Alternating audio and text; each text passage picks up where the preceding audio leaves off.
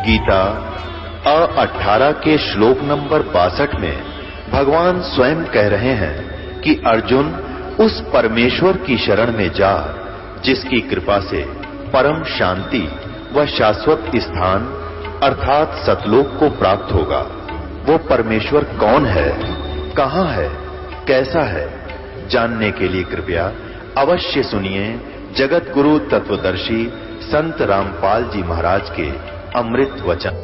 सुरपति दुखिया भूपति दुखिया, रंक दुखी बपरीति हो। सुरपति दुखिया भूपति दुखिया, रंक दुखी बपरीति हो। कहे कबीर और सब दुखिया, एक संत सुखी मन जीती हो। संत सुखी मन जीती हो। सुरपति कहते हैं इंद्र को, देवताओं का मालिक, राजा, स्वर्ग का राजा। सुरपति दुखिया, ओए होए। पुण्यात्माओं,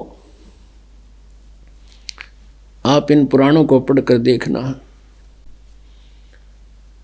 देवी पुराण में लिखा है, एक विष्णु पुराण में भी आता है, एक बार राक्षसों का और देवताओं का युद्ध हो गया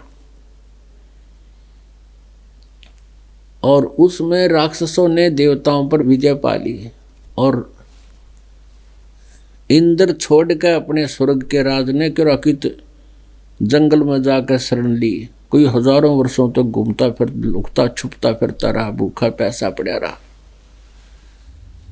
और फिर क्या होगा, अगले जन्म में ये गधे की योनि में से प्रारंभ करेगा अपना जीवन। तो क्या फायदा इस, क्या लाभ हुआ उस भक्ति और साधना का। परमात्मा कहते हैं सुरपति दुखिया भूपति दुखिया, पूरी पृथ्वी का राजा भी महादुखी है। पुण्यात्माओं, जो साधना नहीं करते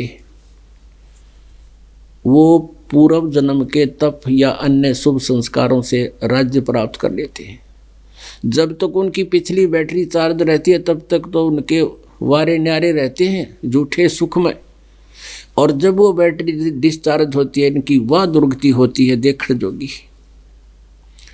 अभी आपने पीछे एक देखा होगा एपिसोड, समाचार पत्रों में भी आया, एक लीबिया देश का जो तानाशाह राजा था, मुअम्मर गद्दाफी, उसने बताया है कि लगभग 42 वर्ष राज कराया और सारे ठाठ करे। अंत में उसकी मृत्यु हुई जब उसको ऐसी बुरी तरह पीट रहे थे, मार रहे थे, वो हाहाकार मचा रहा था। और यहाँ तक लिखा था एक बार समाचार पत्रों में कि 2 दिन उसने जूठन खा कर छुप गया था और जूठे टुकड़े खा कर टाइम पास किया, अंत में मौत को प्राप्त हुआ। और आगे क्या होगा, आगे का हमने पता, परमात्मा के विधान अनुसार उसके साथ क्या होगा। तो क्या बताते हैं कि संशय शोक सराय में ये सूतक दिन राती, और जीवित जग में जूते पड़े फिर जम तोड़े छाती। आगे काल के दूत और दे ही तोड़ेंगे, वो हमने पता नहीं, आपने, वो भगवान के विधान में पद लिखा है। इस सब को बताकर परमात्मा के बताना चाहे हैं कि सुरपति दुखिया भूपति दुखिया, रंक दुखी बपरीति हो। निर्धन तो अपने आप स्वाभाविक दुखी। कहे कबीर और सब दुखिया, एक संत सुखी मन जीती हो। अब वो संत मन जीती कौन होगा, वो इस ज्ञान से परिचित व्यक्ति अपने आप में संयम कर सकेगा। कौन से ज्ञान को, इस तत्व ज्ञान को। कौन से ज्ञान को, मन तू चल रे सुख के सागर, जहाँ शब्द सिंधु रत्नागर। अब क्या बताते हैं परमात्मा कि तुम वहाँ चलो सतलोक में, जहाँ सुख ही सुख है, दुख नहीं है, जहाँ मृत्यु नहीं कभी। एक बार जन्म होगा आपका वहाँ पर, फिर कभी मरण नहीं होगा। अब जैसे आप जी यहाँ बहुत बड़े सेठ भी हो और बहुत बड़े राजा, कोई टुकड़े पृथ्वी के टुकड़े के राजा भी बन गए हो, या आपके पास बहुत घना धन है, कार है, कोठी है, बढ़िया पुत्र पुत्री पौत्री है, और आप न सोचो हो कि हम ठीक हैं यहाँ पर, लेकिन आपकी तब मृत्यु कंपलसरी है, फिर ये के ठीक हो यार, के आपका हुआ? आपका कहाँ हुआ? आप इस परिवार को अपना मान रहे हो, कल मृत्यु हो जाए न माने, नाइजीरिया में जन्म हुआ आपका, उड़ा खाओ मेरे कच्चे मांस फिर। तो कहने का भाव ये है, हमारी पूरी पृथ्वी पर हम एक ही संस्कार के हैं, हमारी जीव जाति है, और जब हम मनुष्य जन्म में होते हैं हमारा मानव धर्म है, और हमारे आपस में संस्कार एक दूसरे से मिले हुए हैं, चाहे पृथ्वी के नीचे पाताल से या अमेरिका से लेकर और भारत से कितना भी कहीं पर भी क्यों ना हो, सभी प्राणियों के आपस में एक दूसरे के संस्कार हैं। तो कोई यहाँ जन्म लेगा तो कहीं वहाँ लेगा, तो अपना कहाँ हुआ ये परिवार? मृत्यु कंपलसरी होगी। और मान लीजिए आपका पुनर्जन्म हो गया, फिर वो प्रोसीजर शुरू यहाँ पर, फिर वो है बिरानवाटी। तो आप जी ने ये मन हटाना पड़ेगा यहाँ के प्रोसीजर तय, यहाँ की व्यवस्था से उल्टा तब हटेंगे जब हम सच्चाई से परिचित हो जाएंगे, हमारे दिल में ये दृढ़ निश्चय हो जाएगा सचमुच ये गलत स्थान है और जहाँ हम रह रहे हैं ये ठीक ठिकाना नहीं है। अब क्या बताते हैं जो संत परमात्मा से परिचित हुए, वो क्या बताते हैं कि बिन साहेब की बंदगी कहीं ठोर ठिकाना ना, परमेश्वर की साधना के बिना कहीं भी आपका ठोर ठिकाना नहीं। जैसे आप मनुष्य जीवन में जन्मे हैं और आपने अच्छे पुण्य कर लिए और पाप भी आपके साथ पैरेलल होते हैं, तो पुण्य के आधार से आप स्वर्ग गए और स्वर्ग में आपका सीमित समय होगा, आपके पुण्य क्षीण हो जाएंगे, वहाँ से कहेंगे चलो वहाँ से चलो, फिर कहाँ नरक में, नरक का समय पूरा होता कहते यहाँ से चलो, फिर कहाँ गधा बनो, गधे का समय पूरा होते चलो मरो, फिर सूअर बनो, सूअर का समय पूरा होते चलो कुत्ता बनो, और ऐसे 84 लाख चलो चलो होकर के फिर मनुष्य बनो, और मनुष्य बनकर फिर मृत्यु होगी कहते चलो, फिर कहाँ, फिर वही कहते बिन साहेब की बंदगी कहीं ठोर ठिकाना ना, कहीं ठोर ठिकाना नहीं आपका, आपने गलत मान रखा है ये घर मेरा, ये परिवार मेरा, ये संपत्ति और संतान मेरी, ये झूठ आपके मन में वहम पैदा कर दिया, आपको मिसगाइड किया हुआ इस काल भगवान ने, परमात्मा बताते। तो यहाँ से तो आपने जाना होगा, तो आप यहाँ से इतना दृढ़ निश्चय कर लो कि भगवान फिर यहाँ ना आवे, और जहाँ भगवान ने आकर बताया कि एक स्थान है सतलोक, वहाँ पर पूरी सृष्टि ऐसी ही जैसे आप यहाँ रह रहे हो, वहाँ एक ऐसा शरीर मिलेगा आपको जो कभी व्यर्थ नहीं होता, जिसमें कोई रोग नहीं होता, जिसमें कभी मृत्यु नहीं होती, वहाँ ऐसा ही परिवार बनेगा। तो पुण्यात्माओं, आप यहाँ तो रंगे हुए इस रंग में, लेकिन ये विश्वास होना कि वहाँ पर ऐसा है जैसा ये दास बता रहा है, दास नहीं बता रहा, ये भगवान ने आकर बताया है। और जिन महापुरुषों ने वो स्थान देखा, परमात्मा ने उनको दिखा और वापस छोड़ा, उन्होंने भी यही बताया है। तो ये विश्वास होना कि वहाँ पर भी ऐसी ही सृष्टि है, ये थोड़ा सा टाइम लगेगा पर हो जाएगा। अब उसी के लिए इन काल के दूतों ने, ये दूसरे जो पंथ हैं सतलोक की महिमा गाते हैं, ये क्या बताते हैं कि सतलोक में कुछ नहीं, प्रकाश ही प्रकाश है, चेतन ही चेतन है, नूर ही नूर है, और भगवान निराकार है। ये क्या, किसी ने पूछा कि भगवान परमात्मा निराकार है या साकार है? ये ना 10 स्वामी वाला उत्तर देता वो गुरुजी ने कहा, कहते वो निराकार होते हुए साकार है, साकार होते हुए निराकार है। ये कोई उत्तर है उल्लू का, कोई पूछनिया उसने, ये कोई उत्तर है? या तो साकार है तो साकार है, निराकार है तो निराकार है। अब कोई गाय ने कहे कि गाय साकार होते हुए निराकार है, निराकार होते हुए साकार है, ये कोई उसका उदाहरण उत्तर है उस तत्वज्ञानहीन प्राणी का? तो ऐसे ही इन्होंने भ्रमित कर रखा है। एक पुस्तक में लिखा हुआ है इनकी में, राधा स्वामी वालों की में, कि परमात्मा पहले निराकार था, फिर इजहार में आया यानी आकार हो गया, 3 चेतन मंडल बन गया, अगम, अलख और सतनाम। सतनाम कहे ये सतलोक ने कहता 3, ओ भगवान 3 चेतन मंडल बन गया, यानी वो पत्थर बन गया। और ये दूसरे जो यहाँ के जो ये वैदिक धर्म वाले बताते हैं कि ये जो जितनी भी इस पर भगवान किया जो दिखाई देते हैं ग्रह और ये पृथ्वी चांद सितारे, ये परमात्मा का साकार रूप है, परमात्मा निराकार है। ये इनका सिद्धांत देख लो। और राधा स्वामी वाले कहते हैं पर सतपुरुष सतलोक में निराकार है, वहाँ कुछ नहीं है, प्रकाश ही प्रकाश है। और आत्मा मृत्यु जब यहाँ शरीर छोड़कर जाएगी, भक्ति की हुई साधना की हुई पर आत्मा परमात्मा में ऐसे लीन हो जाएगी जैसे बूंद समुद्र में। अब कोई नो कहे कि चलो समुद्र में डूब कर मरेंगे, वो बनेगी किसी की इच्छा? कोई महामूर्ख होगा बेशक तो चाल मराएंगे डूब के। अब भगवान वह है नहीं, और उसमें ऐसे विलीन हो जाना जैसे बूंद मिल गई समुद्र में जाकर उसका अस्तित्व खत्म हो जाएगा, तो किसकी रुचि बनेगी वहां जाने की? वहां परमात्मा साकार है, मनुष्य दृश्य है। जबकि कबीर परमेश्वर ने अपनी अमर वाणी में करन नो दीदार महल में प्यारा है, लास्ट में लिखा उसमें कि करोड़ चांद करोड़ सूर्य और इतने ही पुनचंद खलोई, पुरुष रोम सम एक ना होई। एक रोमकूप में परमात्मा सतपुरुष के एक रोमकूप में इतनी रोशनी है कि करोड़ सूर्य करोड़ चंद्रमा मिला दे तो भी उनकी ज़्यादा रोशनी है। और जो आत्मा सतलोक चली जाती है पर सतपुरुष के ऊपर चंवर करती है, भूप के ऊपर, उस मालिक के ऊपर, तो भगवान निराकार है तो उड़े चंवर क्या पकड़ा उन्हें?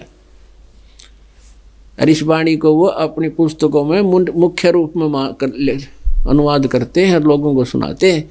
उनको अनुवाद भी ना करना आया, क्योंकि अपना जो अनुभव के बिना, जैसे वेदों का अर्थ कर रखा है अज्ञानियों ने, ऐसा इन राधा स्वामी वालों ने कबीर परमेश्वर की अमर वाणी का अनुवाद गलत कर रखा है, और जबकि वो स्पष्ट है। तो ऐसे वो वहाँ पर सृष्टि है, और आपका ये विश्वास हो जाएगा कि सचमुच वहाँ ऐसा, तो फिर आपका यहाँ से मन कति हट जाएगा। मृत्यु तो होनी है, यहाँ तो रह ही नहीं सकते, आप फाइनल कर लो, ना करो तो भी फाइनल है, तो यहाँ तो आप रह नहीं सकते। तो जब यहाँ से जाना ही है और फिर आगे तो फिर यह विरनवटी दुर्गति, तो क्यों ना हम ये पक्का दृढ़ निश्चय कर ले, भगवान परमात्मा ने बता रखा, सभी संत बतावें कि वहाँ पर ऐसा स्थान है, तो वहाँ कैसे जाया जाता है, ये विधि है, ये तरीका है, बस वे बातें खत्म होगी। एक व्यक्ति को ये दास समझा रहा था, बहुत पहले की बात है, वो बड़ा ध्यान से सुनता रहा, 2 घंटे हो गए इस ज्ञान को सुनते रहे। फिर कहता है कि महाराज जी तेरी बात मेरा समझ में तो सारी आ गई, पर मैं करूँ को नहीं इसने। मैं क्यों नहीं करे भाई, क्या बात है करना? कि आज से पहले किसी ने ये ज्ञान नहीं दिया, ना किसी ने बताया कि ऊपर ऐसा स्थान है। आपकी बात पर विश्वास अब मेरा हो को नहीं। और दूसरी बात यह है कि मैं हूँ धुन का पक्का, मैं जिस काम का लगता हूँ उसने पूरा करके छोड़ा करूँ। मन मुझे डर है कि कहीं मैं आप वाली साधना शुरू कर दूं और मैं सतलोक में एकला चला जाऊं, बड़ा कोई ना पावा, मैंने जी ना लगे मेरा, मैं तो मर जाऊंगा कति। मैं कहने लगा भाई एक बात बता, अब तेरा यहाँ कैसे दिल लगेगा? मान ले तू सूअर बन गया, गधा बन गया, कुत्ता बन गया, फिर यहाँ के ने बोला जी यहाँ घूमते फिरते दिखे जाएंगे, जी लग गया रहेगा। यानी गधे कुत्ते बनना स्वीकार्य है, बिना ज्ञान के विश्वास नहीं होता कि वहाँ होगा ऐसी वस्तु। ने बोले अड़ा दिल लग गया रहेगा, एक दूसरे ने देख जाग के ठीक टाइम पास हो जाए। तो ऐसे व्यक्तियों को समझावा कैसे? क्योंकि ये ज्ञान प्रथम बार सुनने पर एकदम ऐसे दिमाग घूम जाए इंसान का, तो ये विश्वास होना ही दृढ़ मुश्किल हो जाती है कि सचमुच वहाँ ऐसा है। आप यहाँ आने से पहले आपने क्या पता था पृथ्वी पर सारा सांग पाओगा, आप आगे सारा कुछ है यहाँ पर। यहाँ से वहाँ जाओगे तो भगवान ने बताया, आंखों देखा, संतों ने देखकर वापस आकर बताया, और सब सदग्रंथों में गाया कि वहाँ एक ऐसा स्थान है और आप वहीं रहा करते थे, आपकी जन्म मृत्यु नहीं होती थी। और यहाँ आप यहाँ की साधनाएं करके क्या क्या प्राप्ति की? कोट जन्म तन भरमत होगे, कुछ ना हाथ लग्या रे, कुकर सुकर खरबया बोरे, कौवा हंस बुगारे। कोटि जन्म तू राजा की, न मिटी न मन की आशा, भिक्षुकों के दर दर घूम लिया, ये मिला न निर्गुण रसा। इंद्र कुबेर ईश की पदवी, ब्रह्मा वरुण धर्मराया, विष्णुनाथ के पुर को जाकर तो फिर भी वापस आया। ओए होए, क्या बताते हैं भगवान कि करोड़ जन्म हो गए तने यहाँ धक्के खाते न भटकते नहीं, और तेरे कुछ नहीं हाथ लगा। जैसे आज कोई बहुत बड़ा पूंजीपति है, फैक्ट्री ला रखी है और बैंक में नरे बैलेंस है, 1 मिनट में मृत्यु हो जा और फिर क्या गया उसके साथ? वो फैक्ट्री यहीं रहेगी, वह पूंजी यहीं रहेगी, और वहाँ गया यूँ अकेला। उसके बाद कहाँ 84 लाख योनियों में धक्के खाएगा, जिसको साधना ठीक नहीं मिली, जो सत भक्ति नहीं करके गए। परमात्मा कहते हैं कोटि जन्म तू राजा भी की ना। ओए होए, अब तो आप एक कोठी मांग लोगे भगवान ते, एक कार ले लोगे, वो टूट गया क्या लाजते। अब राजा की पदवी भी आप रह चुके हो, इंद्र कुबेर ईश की पदवी, ओए ब्रह्मा वरुण धर्मराया और विष्णुनाथ के पुर को जाकर तो फिर भी वापस आया। अब क्या बताते हैं कि भिक्षुक होकर तू दर दर घूमया। आप ऐसे भी साधक रहे हो कि घर त्याग दिया, संपत्ति त्याग दी, संतान त्याग दी परमात्मा पाने के लिए। जंगल में चले गए, गांव से एक बार मांग कर ले गए कोई भिक्षा और उसको रख लिया, सुबह भी उसी को खा लिया, शाम को भी सूखी साखी रोटी खाकर दिन रात भजन जैसा भी डले ढोते रहे, तपस्याएं साधना करते रहे। और उससे क्या बना कि इंद्र कुबेर ईश की पदवी और ब्रह्मा वरुण धर्मराया, ये प्राप्ति होगी तुझे। इंद्र बन गया स्वर्ग का राजा, और स्वर्ग का राजा भी अपना समय भोग कर फिर गधे की योनि में जाता है। ये मिला ना निर्गुण रसा, यानी ये तत्व ज्ञान तुझे ना मिलने से इतनी बड़ी बड़ी पदवी भी तूने पाली। इंद्र तू बना, ब्रह्मा विष्णु महेश की पदवी भी आपने प्राप्त कर रखी है। अब ये जो वर्तमान में ब्रह्मा जी, विष्णु जी, शिव जी हैं, ये नासवान हैं, इनकी जन्म मृत्यु होती है, इनकी आयु फिक्स है। और ब्रह्मा जी के मरते ही दूसरा ब्रह्मा ये काल अपनी पत्नी दुर्गा के संयोग से पुत्र तैयार रखे, उसको बेहोश रखता है और युवा अवस्था में उसको तुरंत ही फिर गद्दी पर बैठा देता है। उस ब्रह्मा की मृत्यु हो जाती है। वो आत्मा अपने कर्म पूरे करके फिर 84 लाख योनियों में भटकती रहती है। ऐसे फिर विष्णु जी की मृत्यु होगी तो दूसरा विष्णु तैयार रखता है, फिर ऐसे शिव की मृत्यु होगी दूसरा शिव तैयार रखता है। तो ऐसे ये ब्रह्मा विष्णु महेश तो योनियाँ दूसरी योनियों में चले जाएंगे, नई अच्छी आत्मा इन पदों को प्राप्त कर लेंगी। उनमें से आप भी रहे हो। अब जैसे ये ब्रह्मा कुमारी वाला पंथ है ना, ये ऐसी ही आत्मा का जोड़ा हुआ जुगाड़ है। वो क्या कहता है, पहले तो कहता है अहम ब्रह्मास्मि, अहम ब्रह्मास्मि। वो भूत बोल रहा था लेखराज में। उस लेखराज श्राप में एक भूत आ गया, प्रेत। वो आत्मा कभी ब्रह्मा की पद पर रही थी और उसके प्रेत पितृ योनि में भी उसको यही बात याद रहती है। उसको ये भ्रम रहता है कि तू ब्रह्मा है। जैसे आपने हम पढ़ा करते स्कूल में, एक वीर विक्रमादित्य की एक कुर्सी आया करती, सिंहासन था उसका। वो वीर विक्रमादित्य तो मरमरा गया था, उसका एक सिंहासन था, कुर्सी चेयर थी। कहते उस पर एक पाली बैठ गया, पाली जो ग्वाला था, और वो बैठ गया। वो लगा कड़ाके की आवाज़ से बोलने, जैसे राजे महाराजे बोलते हैं। वहाँ लोग इकट्ठे होने लगे और फिर जो आसपास के लोगों का झगड़ा होता उस बालक को बैठा देते और वो फिर न्याय करता था, क्योंकि वो भटक रहा था, वो विक्रमादित्य वो आत्मा उड़े धक्के खाओ थी, कुर्सी के चिपकी बैठी थी, वो उस बच्चे में बढ़कर बोलने लग गया। तो ऐसे ही ये आत्माएं भटकती रहती हैं, फिर भी उनको अपने आप में आभास रहता है अहम ब्रह्मास्मि, मैं ब्रह्मा हूँ। फिर लग गया बोलना अहम शिव अहम शिव अहम, एक भूत और आ गया जो कभी शिव की पदवी पर आया होगा उसमें। तो ऐसे ये भूतों का चलाया हुआ पंथ है ये ब्रह्मा कुमारी वालों का। और ये क्या कहते हैं, जो गीता ज्ञान दाता है ये शिव है और यो इनका भगवान है, और ये तो काल है, ये तो दुश्मन है इस जीव का, सबसे ये मारता है, खपाता है, इनको जन्म मृत्यु ये फंसाए बैठा है। और इसी की पूजा बताओ, ये बता इस काल ने कितने जाल फैला दिए और इस कलयुग में बेगन तार दिया। अब क्या बताते हैं कि एक समय अपना आत्माओं आपको एक झलक दिखाते हैं, आसानी तो समझ में आ जाएगी फिर यह सारी कहानी जो दास बताना चाहता है। एक जैन धर्म का इतिहास दिखाते हैं आपको। ऋषभ देव जी एक राजा थे, नेक आत्मा थे, और वो वेदों साधना करते थे। वेदों अनुसार, ये तो आजकल तो कति मनमुखी पूजाएं करते हैं, इनसे तो बहुत बिरानमट्टी होगी। जो वेदों अनुसार साधना करते थे, यानी आपको दास ने कहाँ से शुरू किया था कि शास्त्र विधि को जो त्याग कर वेदों में और गीता जी में जो वर्णित साधना है उसको छोड़कर अन्य जो पूजाएं करते हैं वो शास्त्र विधि त्याग का मनमाना आचरण है। और इन ग्रंथों के अनुसार करते हैं वो शास्त्र अनुकूल है, लेकिन कंप्लीट पूरी साधना ना होने से वेदों में केवल एक मंत्र लिख रखा है। यजुर्वेद अध्याय नंबर 40 के मंत्र नंबर 15 में लिखा है कि ओम कर्तु समर कल्बे समर कर्तुम समर।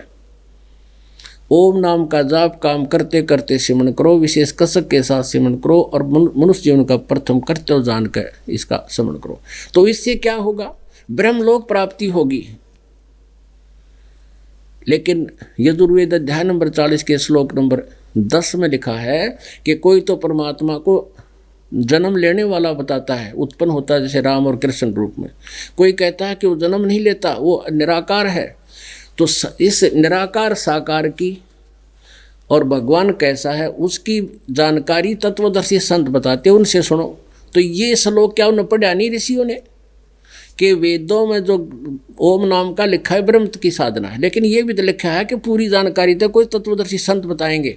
और यही गीता जी बताती, क्योंकि गीता जी चारों वेदों का सारांश है, उन्हीं का कोड वर्ड चारों वेदों का संक्षिप्त वर्णन है, ये संक्षिप्त में है। और गीता जी में स्पष्ट किया कि को मंत्र है, नथिंग एल्स।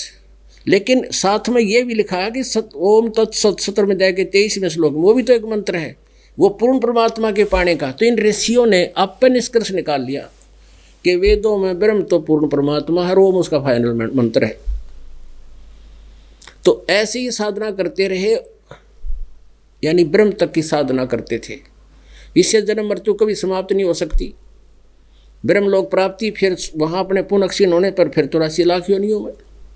गीता ज्ञानदाता खुद कहता चौथे अध्याय के 5वें और 9वें श्लोक में, दूसरे अध्याय के 12वें श्लोक में, 10वें अध्याय के दूसरे श्लोक में, अर्जुन तेरे और मेरे बहुत जन्म हो चुके, तू नहीं जानता मैं जानता हूँ। तो इससे सिद्ध है कि ब्रह्म पूजा करने वाले भी जन्म मृत्यु में स्थायी नहीं है, इनकी भी जन्म मृत्यु होती है और ब्रह्म की भी जन्म मृत्यु होती है, ये सरपुरुष है।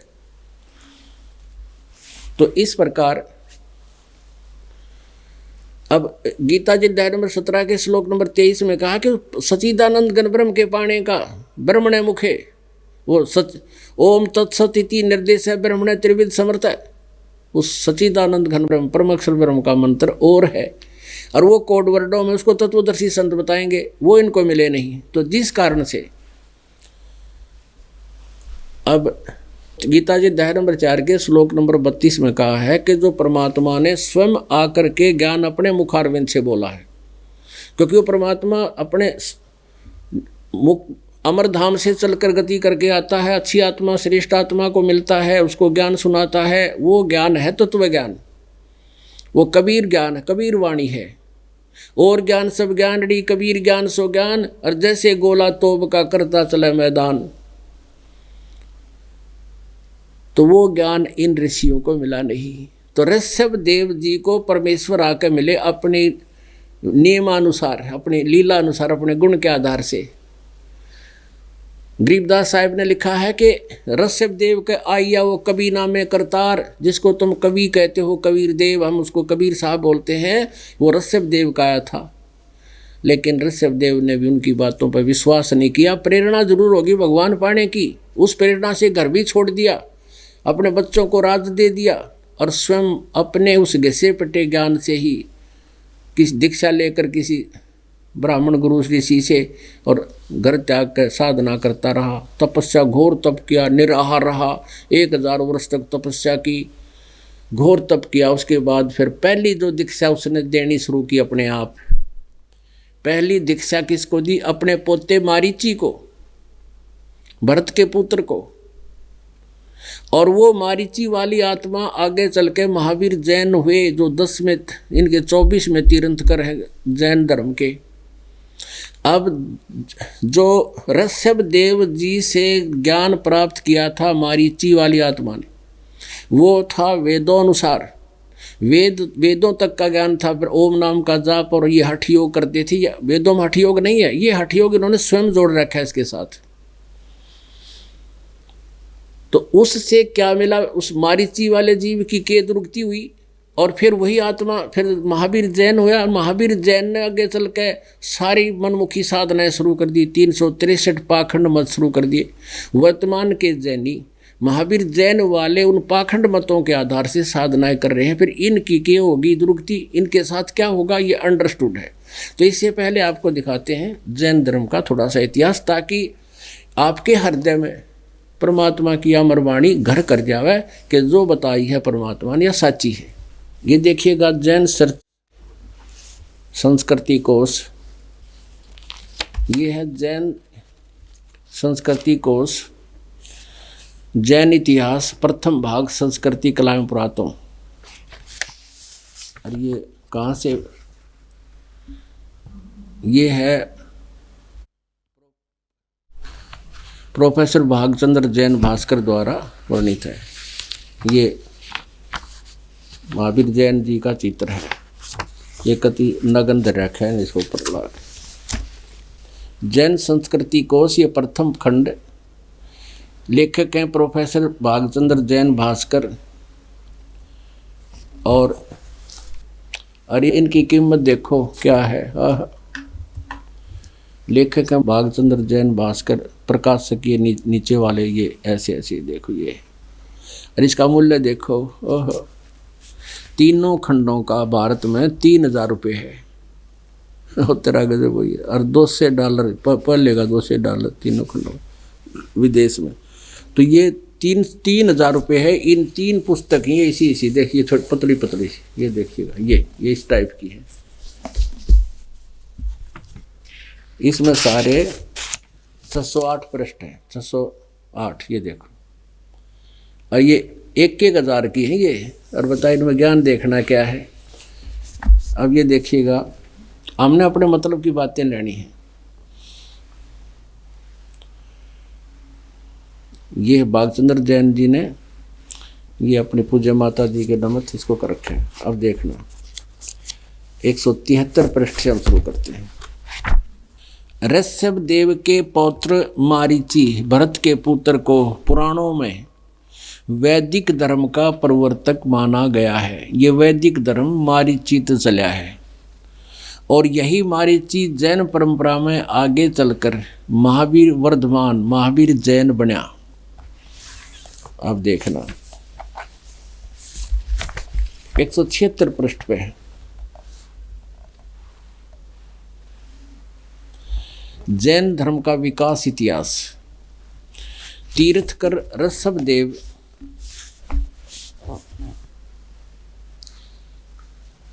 तीर्थकर ऋषभ देव की जीवन घटनाएं। तीर्थकर ऋषभ देव अंतिम कुलकर नाभिराज के पुत्र थे। उनकी माता मरु देवी थी। वे इक्ष्वाकु वंशी नाभिराज अयोध्या के एक लोकप्रिय राजा थे। तरुण होने पर नाभिराज ने ऋषभ देव का विवाह सुनंदा और सुमंगला से कर दिया। सुनंदा ने तेजस्वी पुत्र बाहुबली और पुत्री सुंदरी को जन्म दिया और सुमंगला ने भरत सहित 99 पुत्रों को और एक ब्राह्मी पुत्री को जन्म दिया। समय आने पर ऋषभदेव ने भरत को अयोध्या का, बाहुबली को तक्षशिला का और शेष युवराजों को उनकी योग्यता अनुसार राज्य सौंपकर संसार त्याग दिया और दीक्षा लेकर साधना में लीन हो गए। किसी से नाम ले लिया गुरु बनाकर और साधना काल में पाणिपात्री ऋषभदेव 1 वर्ष तक निराहार रहे, कुछ नहीं खाया। बाद में बाहुबली यानी उसके पुत्र, बाहुबली के पौत्र श्रेयांश कुमार ने इक्षुरस देकर उनकी इस निराहार वृत्ति को तोड़ा। लगातार 1000 वर्ष तक तपस्या करने वाले मुनि ऋषभदेव ने अंत में केवल ज्ञान प्राप्त किया। 1000 वर्ष फिर तपस्या की, एक साल निराहार रहकर उसके बाद 1000 वर्ष तक तपस्या करके और अंत में केवल ज्ञान प्राप्त किया और धर्म देशना आरंभ कर दी, यानी दीक्षा देनी शुरू कर दी, चेले बनाने शुरू कर दिए। प्रथम धर्म देशना भरत के पुत्र मारीची को दी, जो इनका पोता था, जो बाद में 24 में तीर्थंकर महावीर बने।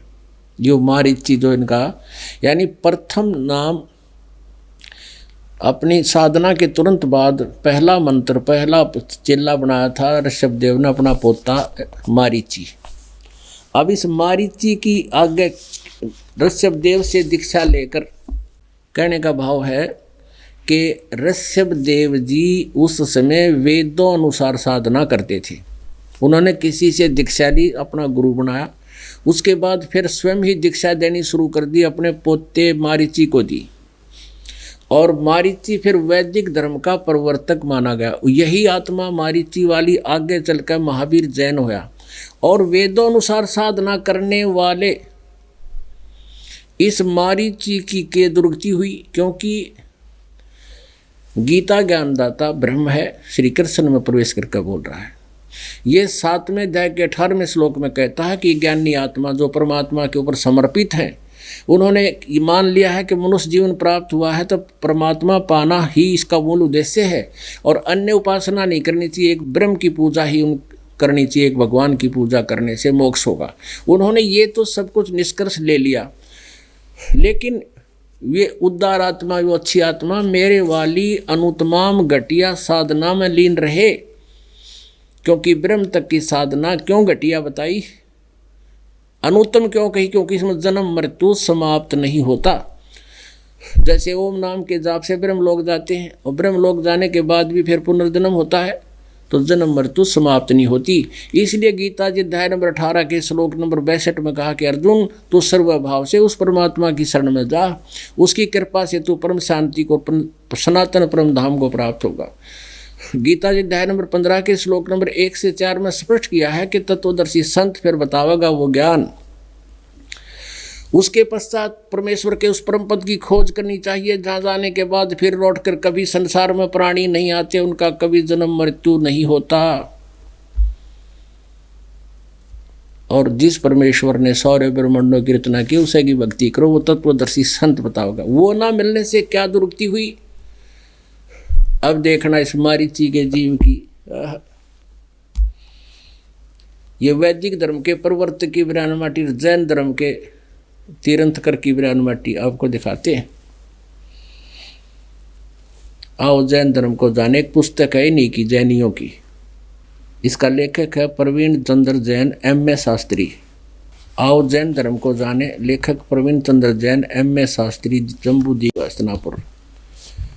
प्रकाशक है श्रीमती सुनीता जैन, जम्बूद्वीप हस्तिनापुर, मेरठ, उत्तर प्रदेश में।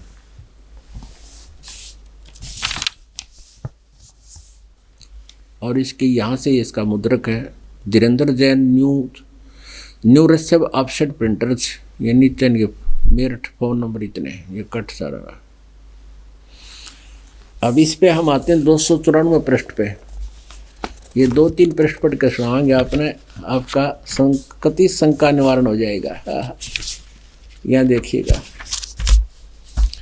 इस विशेष प्रकरण आओ जैन धर्म को जाने, विशेष प्रकरण 293 पृष्ठ पे प्रश्न नंबर 3343 में प्रश्न किया कि श्री महावीर भगवान के अन्य कौन कौन से नाम हैं। अन्य 5 नाम हैं, वीर, अतिवीर, सन्मति और महावीर एवं वर्धमान। अब 294 पर पढ़ेंगे।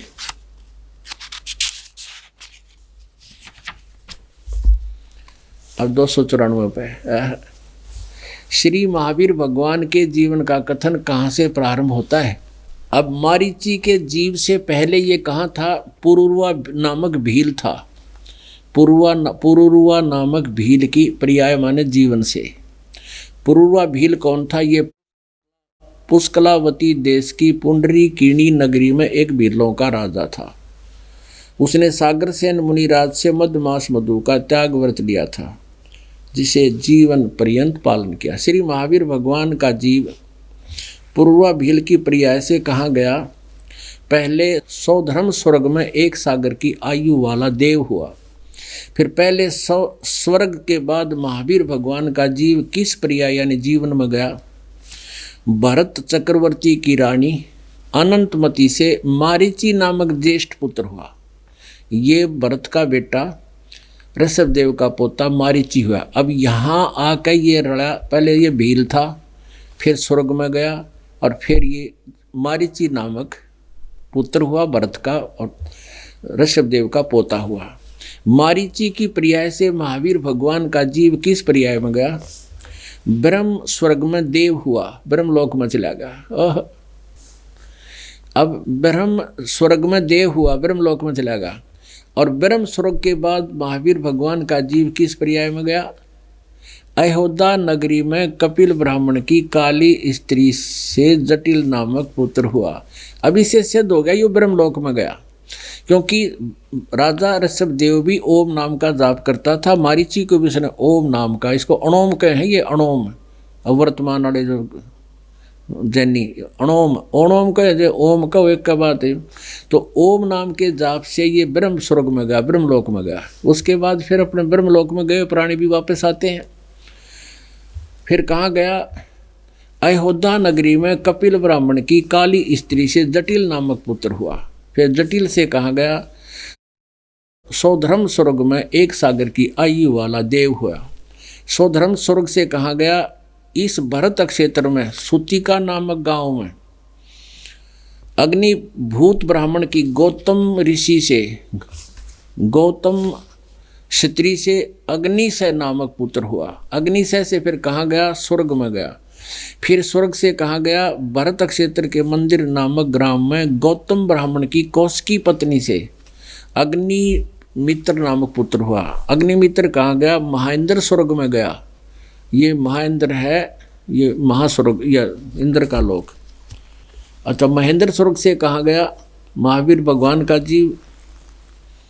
फिर मंदिर नामक सालकाय ब्राह्मण की पत्नी से भारद्वाज नामक पुत्र हुआ। भारद्वाज से कहाँ गया, महेंद्र स्वर्ग में देव हुआ। महेंद्र स्वर्ग से कहाँ गया, निगोद में एक सागर की आयु वाला नगोदिया जीव हुआ। निगोद से निकलकर महावीर भगवान का जीव कहाँ गया, ये बिरानमाटी में गया। देखियो, अनेकों भाव धारण किए जो इस प्रकार हैं। हो ये है 1000 आक वृक्ष के भाव, 80,000 सीप के भाव, 20,000 नीम के पेड़ के भाव, वृक्ष के भाव, 90,000 बार केल यानी केले के वृक्ष के शरीर, 3,000 बार चंदन के वृक्ष के जीवन और 5 करोड़ बार कनेर वृक्ष के भाव। हो 60,000 बार वैश्या के भाव, 60,000 बार वैश्या के शरीर, 5 करोड़ बार शिकारी। ये 5 करोड़ बार शिकारी बना, नरे पाप इकट्ठे करवा दिए काल ने। और 20 करोड़ बार हाथी बना फिर। और 60 करोड़ बार गधा। वो तेरा गजब हुई। ये भगवान अब 60 ले देव पद ने आगे गधा बना खड़ा। 60 करोड़ बार गधे के भाव, 30 करोड़ बार कुत्ते के भाव। ये भगवान है, कुत्ता तो कब तेरा बना हुआ, गधा तो कति छक्के छूट जा, सपने में भी नहीं सोचा आदमी देवता बनने की आगे जब थोड़ा सा भी हौसला होगा तो। अब बताओ 60 करोड़ बार गधे का शरीर और 30 करोड़ बार कुत्ते के, 60 करोड़ बार नपुंसक, 20 करोड़ बार स्त्री और 90 लाख बार धोबी के भाव और 8 करोड़ बार घोड़े के भाव, 20 करोड़ बार बिल्ली यह कसर रह रही थी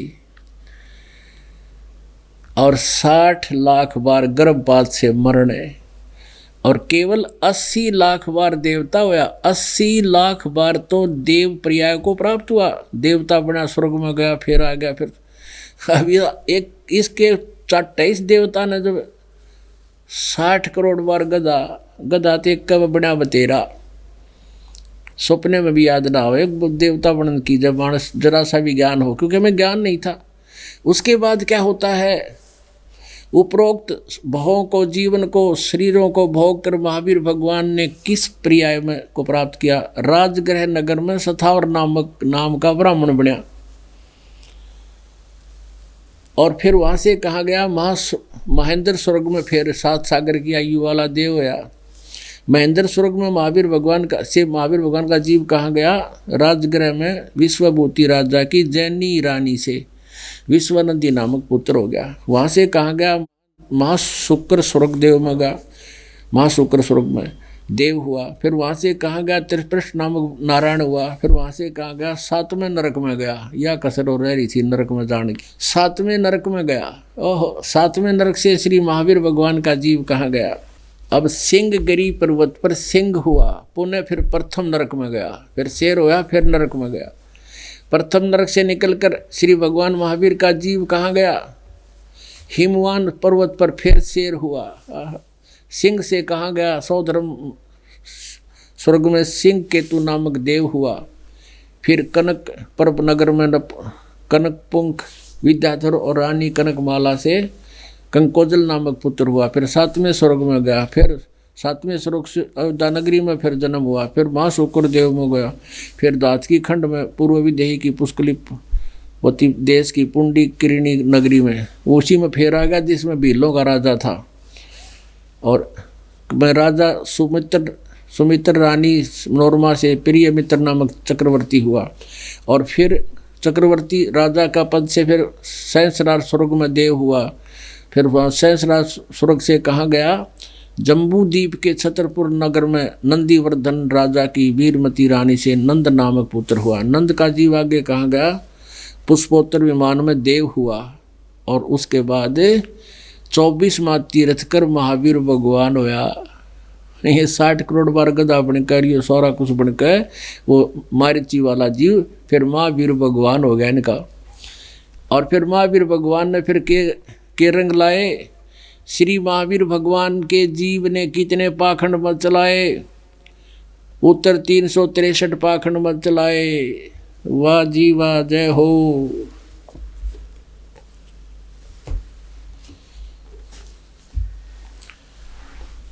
पुण्यात्मा परमात्मा कहते हैं, साच कहूँ तो जग मारे पर झूठ कही ना जाई हो। साच ने जग मारने कोई ना, झूठा जगपति आई हो। अब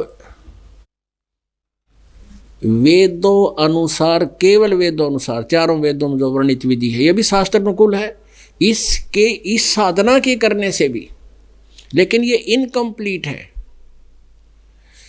पुण्यात्माओं, आप कोई किसी का नंबर डायल करते हो और उसमें एक भी नंबर रह गया ना, वो कितना भी ना मिल रहा है, या पता नहीं कितना मिल लगा जाके अगला 100 गाली सुनावे। तो इस प्रकार हम जब तक हमने कंप्लीट वे ऑफ वर्शिप नहीं प्राप्त होगी, हम यहीं भटकते रहते हैं। और ये मान रहे थे हम बड़ी अच्छी साधना कर रहे हैं, इन साधनाओं से राजा बन गए, राजा से स्वर्ग चले गए, स्वर्ग से फिर नरक में, नरक से फिर ऐसे चक्कर काटते रहे, गधे कुत्ते सुअर बने। आए हाय। अब ये तो दुर्गति हुई इस महावीर जैन उस ऋषभ देव से वेदों अनुसार साधना करने वाले मारीची के जीव की, जो कम से कम वेदों अनुसार साधना तो करे था, तो भी कुछ दिन स्वर्ग में चला गया, कुछ दिन इस झूठे सुख को भोग लिया इसने। अब महावीर जैन जो बना उसने 363 पाखंड मत चला दिए। वो शास्त्र विधि का कति कंप्लीट मनमाना आचरण है, तो उनके साथ क्या बनेगी। और वर्तमान के जितने भी जैनी हैं ये महावीर जैन द्वारा चलाए गए इन पाखंड मतों के आधार से पूजाएं कर रहे हैं। अब इसको समझदार को संकेत बहुत है, इनके साथ के बनेगी, अंडरस्टूड है। ये तो स्वर्ग के आसपास भी ना जाए, कम से कम स्वर्ग में तो देवता तो घूमे कुछ दिन। अब क्या बताते हैं, कोट जन्म तन भरमत हो गे कुछ ना हाथ लग्या रे, कुकर सुकर खरबया बोरे कौआ हंस बुगारे। कुकर कुत्ता, सुकर सुअर, खरवाने गधा, ये योनियां तूने भोगी और कुछ नहीं हाथ लगा रे। राजा मृत्यु हो गया, गधा बन गया, बता क्या हाथ लग गया उसका। उस राजमत है, बकवाद इकट्ठी करी, सारा जीवन खो दिया, बर्बाद कर दिया।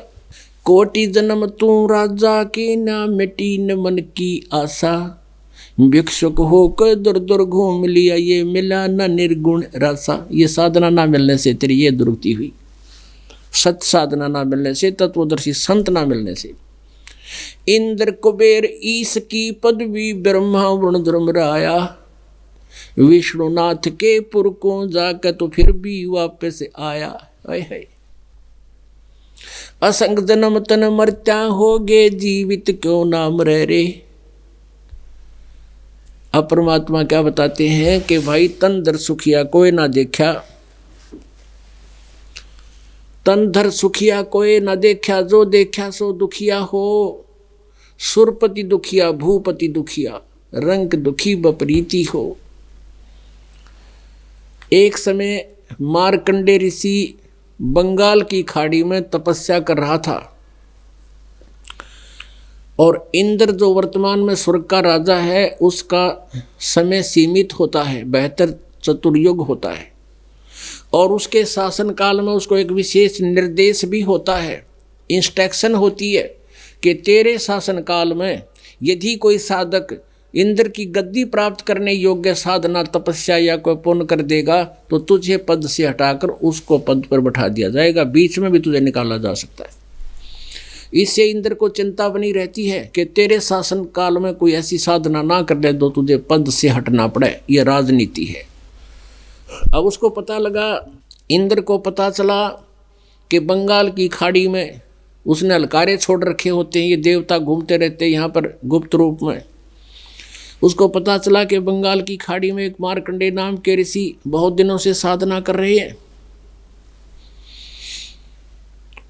अब उसके तप को खंड करने के लिए उसने सभी अप्सराओं से कहा, सभी अप्सराओं ने कहा जी उसको हम नहीं हरा सकते। फिर उसने अपनी पटरानी सची से कहा कि आप जाओ। अब वो अप्सरा उतरी स्वर्ग से, इंद्र के लोक से आई और उसने एक सिद्धि प्राप्त कर ली इंद्र से, उसके मार्कंडे ऋषि के आसपास। उस क्षेत्र में ऐसा सुहाना मौसम बना दिया, बसंत ऋतु जैसा, ना गर्मी ना सर्दी, शीतल हवा चले और ऐसे बाजे वहाँ, ऐसे ऑटोमेटिक आध्यात्मिक तरीके से ऐसे सुहाने वहाँ जो है साजबाज बजने लगे और स्वयं वो अप्सरा मार्कंडे ऋषि के सामने डांस करने लगी। मार्कंडे ऋषि आधी आंखें खोला था, आधी बंद थी। जब उसने सारे डांस कर लिए, सारे बाजे बजा लिए, सब तरह से थक ली, आखिर में निवस्त्र होगी। तब मार्कंडे ऋषि बोले, हे बहन, हे माई, हे बेटी, तू किस उद्देश्य से यहाँ ये खड्ड उतार रही है, क्या किस लिए आई है तू यहाँ पर। तब वस्त्र पहन के कहने लगी कि मार्कंडे ऋषि, ना जाने आपकी समाधि कहाँ थी और मेरे इस रूप को देखकर आपके आसपास के इस वन के जितने भी तपस्वी थे वो तो मुझे देखते ही अपना डामाडोल हो गए, उनका तो तप नष्ट हो गया था। आप ना जाने आपकी समाधि कहाँ थी, आप डगमग नहीं हो पाए। तब मार्कंडे ऋषि ने कहा कि मेरी समाधि ब्रह्मलोक में थी। मेरी समाधि ऐसे स्थान पर थी जहाँ पर तेरे जैसी औरतें तो वहाँ डांस करने वालियों की 7 नौकरानियाँ थी। तेरे से इतनी सुंदर औरतें थी जहाँ मैं समाधि लगाए था। पुण्यात्माओं, आज तक पूरा विश्व आध्यात्मिक ज्ञान से बिल्कुल अपरिचित है। अब ये जैसे तप ये कहते हैं ना, मेडिटेशन करो, ध्यान करो, 2.5 घंटे सुबह, 2.5 घंटे शाम। ये पहले आपने देखा ऋषि लोग बहुत समय तक बैठे रहते थे। वो कैसे बैठते थे? यूँ मनता 1 मिनट भी ना टेकने दे जीव ने। अब जैसे समाधिस्थ होने से क्या होता है, जैसे पिछले पुण्यकर्मी प्राणी होते थे, उनके अंदर के जो कमल हैं वो खुल जाते हैं। किसी का कोई भी कमल पिछले संस्कार से खुल गया, जैसे ये चैनल बने हमारे शरीर में, बैकबोन के अंदर की साइड में मूल कमल में गणेश जी का कमल है, फिर उससे ऊपर स्वाद चक्र है, सावित्री ब्रह्मा जी का कमल है, फिर उससे ऊपर विष्णु और लक्ष्मी जी का कमल है नाभि कमल में, और हृदय कमल में शिव और पार्वती का कंठ कमल में, यहाँ पीछे की साइड में दुर्गा का कमल है, और फिर त्रिकुटी में यहाँ पीछे हमारे यहाँ 2 दल का कमल है, और फिर ऊपर सहस्रार कमल है। ऐसे मार्ग जैसे ये साधक साधना करते थे तो ये हठ योग करके समाधिस्थ होने की चेष्टा करते थे, तो उनका किसी चैनल खुल जाता ऑटोमेटिक पिछला, कोई भी किसी भी, जैसे विष्णु लोक खुल गया तो विष्णु लोक में प्रवेश कर जाते थे। और उन लोकों में स्वर्ग हैं, स्वर्ग माने रेस्टोरेंट होटल हैं, उनमें दिन रात डांस गाने बजाने सारा दिन चलते रहते हैं। तो वहाँ देख कर ये ऐसे देखता रहता है। अब जैसे आप फिल्म देखने जाते हो सिनेमा हॉल में, 3 घंटे ऐसे जाते थे, 3 मिनट होया करे ना, तो मैंने 2 मिनट भी ना टेकने दिया आपने। आप कभी किसी बस स्टैंड पर खड़े हो ना, लोकल बस स्टैंड पे, और बस की इंतज़ार करते हो, कभी तो बैठोगे बेंच पे, फिर 2 मिनट में फिर खड़ा करेगा, आएगी नहीं बस, फिर बैठेगा, फिर थोड़ी देर में फिर देखेगा, यानी 1 मिनट भी ना टेकने दे। और आप भक्ति करने लग जाओ, कभी कहीं जाएगा, कभी कहीं जाएगा, कोई बात याद दुआ देगा, चलो वहाँ चलते हैं। तो ये मन जो समाधिस्थ ये होते थे, ये अंदर सिनेमा देखा करते, ये फिल्म देखा करते, इसलिए मन टेक्या रहता, क्योंकि यहाँ से अच्छी फिल्म है, ऊपर के डांस डूंस यहाँ से अच्छे हैं। तो मार्कंडे ऋषि ब्रह्मलोक वाले रेस्टोरेंट में पहुंच रहा था समाधि तय, और वहाँ जो डांस करने वाली और ज़्यादा सुंदर औरतें थी, वो इंद्र की पत्नी से भी सुंदर थी। तो मार्कंडे कहता है कि जहाँ मैं डांस देख रहा था, तेरे जैसी तो उनकी नौकरानी थी, मैं तुझे क्या चाहूँ, तेरे से कोई और सुंदर हो उसने भेज जा। अब वो कहती है कि इंद्र की पटरानी यानी यहाँ की सबसे ब्यूटीफुल मैं ही हूँ, और आप एक बार मेरे साथ इंद्र लोक में चलो मेरी। तो मार्कंडे ऋषि बोला कि इंद्र की तू पटरानी है, इंद्र मरेगा, तुझे मालूम है उसकी मृत्यु होगी? हाँ जी पता है, 72 चौकड़ी युग भोग के उसकी मृत्यु होगी। हाँ जी, उसके बाद तू क्या करेगी? अब वो सची जो थी इंद्र की जो पत्नी है, वो इतनी पुण्यकर्मी प्राणी थी, पिछले जन्म जन्मांतर में उसने इतने पुण्य कर लिए। वो कहती है कि मैं ब्रह्मा के एक दिन में, जैसे 1000 चतुर्युग होते हैं, ब्रह्मा के 1008 चतुर्युग होते हैं, और ब्रह्मा के एक दिन में 14 इंद्रों का शासनकाल पूरा हो जाता है। तो 72 गुणा में 14 1008 चतुर्युग होते हैं। तो वो इतनी पुण्यकर्मी प्राणी है कि उसने इतने पुण्य किए कि वो 1008 युग तक, यानी 14 इंद्रों के साथ वो पटरानी की पद पर रहेगी और इंद्र मरते रहेंगे। तो वो क्या कहती है कि मैं, मार्कंडेय ऋषि ने पूछा कि इंद्र की मृत्यु होगी जब तू क्या करेगी? अब वो कहती है, वो अप्सरा कहती है कि मैं 14 इंद्र मरूंगी और वो 14 भी मरेंगे जब तू क्या करेगी, क्योंकि मृत्यु तो उन 14 फिर सारे, जब तेरी भी मृत्यु है तो वो स्वयं स्वीकार करती है कि जितने भी इंद्र मैं भोगूंगी वो तो गधे बनेंगे मृतलोक में, मैं गधी बनूंगी। अब मार्कंडेय ऋषि कहता है तो मुझे किस लिए ले जा जिसे बूढ़े लोक में, जहाँ का राजा गधा बना रानी गधी बने। अब वो क्या कहती है कि मैं अपनी इज्जत रखने के लिए ले जाऊं थी, कि नहीं तन्यों कहेंगे वहाँ इंद्रलोक में कि तू हार का आएगी। मार्कंडेय ऋषि से मार्कंडेय ऋषि बोला तू आज भी गधी 14 खत्म करेगी और मेरे पास तू स्वीकार करे मैं गधी बनूंगी और फिर भी इज्जत की ठेकेदार नहीं। तेरा गजब भैया, तेरी अकल कहाँ जा रही है। अब इतनी वार्ता हो रही थी, इंद्र को पता चल गया कि मार्कंडेय हारा नहीं। अब इंद्र अपने वहाँ से आया और मार्कंडेय ऋषि के सामने करबद्ध होकर खड़ा हो गया, कहने लगा बंद निवाज आप जीते हम हारे, आप इंद्र की गद्दी प्राप्त करो, ये नियम है, हम हार गए आप जीत गए, आप इंद्र की गद्दी ले सकते हो। मार्कंडेय ऋषि कहता है अरे इंद्र मेरे लिए तो तेरी इंद्र की गद्दी काग की बीट है, मैं तो सपने में भी ना चाहूं, मैं तो ब्रह्मलोक की साधना करता हूं और आजा तुझे भी छोड़ दे इस इंद्र की पदवी को, वो मार्ग बता देता हूं तो ब्रह्मलोक प्राप्त हो जाएगा। अब पुण्यात्मा इन ऋषियों ने ब्रह्मलोक तो ऊपर पता नहीं था और ये ब्रह्मलोक की साधना को सबसे सुप्रीम मान रहे थे और अपनी साधना को सबसे अच्छी मान के कर रहा था मार्कंडेय। अब इंद्र को सलाह देता है कि तू आजा छोड़ दे इस इंद्र की पदवी ने, आजा तुझे रास्ता बताता हूं। अब ब्रह्मलोक की साधना बता दूंगा। इंद्र कहे महाराज जी तो आनंद लेने दो फिर देखूंगा। अपने आत्मा फिर के देखा गधा अपने पास, फिर तो कुमार देखेगा, कड़मे मारेगा, लठर बोरा धरेगा 2.5 मन का कड़ के ऊपर। आज आप किसी को जिसको जरा सा सुख है, कोई राजनेता है या कोई वैसे अच्छी पोस्ट है, उसको जिक्र करो, प्रार्थना करो, रिश्तेदार हो या कोई भी, कि भक्ति कर ले, परमात्मा का नाम ले ले और फिर अगले जीवन में बहुत दुर्गति होती है, गधे कुत्ते सुअर बनोगे।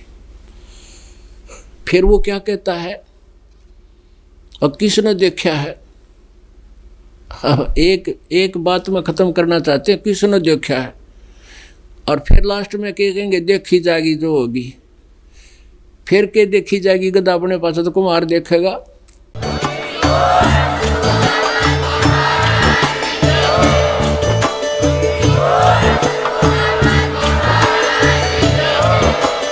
आप सुन रहे थे जगत गुरु तत्वदर्शी संत रामपाल जी महाराज जी के मंगल प्रवचन। अधिक जानकारी के लिए विजिट कीजिए हमारी वेबसाइट www.jagatgururampalji.org। संत रामपाल जी महाराज जी के शुभ आशीर्वाद से पूरे विश्व भर में 500 से भी ज्यादा नाम दीक्षा केंद्र हैं, जिन पर संत रामपाल जी महाराज जी द्वारा ऑनलाइन निःशुल्क नाम दीक्षा दी जा रही है। अपने नजदीकी नाम दीक्षा केंद्र का पता करने के लिए संपर्क करें 8222880541।